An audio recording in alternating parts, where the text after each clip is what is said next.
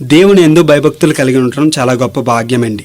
చాలా సందర్భాల్లో ఎన్నో కటిక చీకటి పరిస్థితుల్లో మనం వెళ్ళవలసి ఉంటుంది. కానీ మనం దేవుని యందు భయభక్తులు కలిగి ఉంటే ఆయన అటువంటి అంధకార సమయంలో నీతి సూర్యుడిగా ఉదయిస్తాడండి.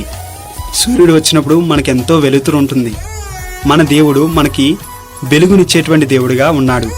మన జీవితాలను వెలుగుమయం చేయటం కొరకు ప్రభువు ఆశపడుతూ ఉన్నాడు. గమనించండి, మీ జీవితంలో ఎన్నో కటిక చీకటి పరిస్థితులు గుండా మీరు వెళ్తున్నప్పుడు మీకు సూర్యుడిగా వెలుగునివ్వటానికి వచ్చింది ఎవరు?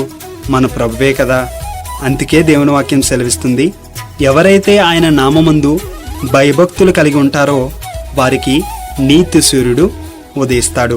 అంధకారపు సమయములోన నీతి సూర్యుడై ఉదయించావు. గమ్యమెరుగని పయనములోన సత్యసంధుడై నడిపించావు.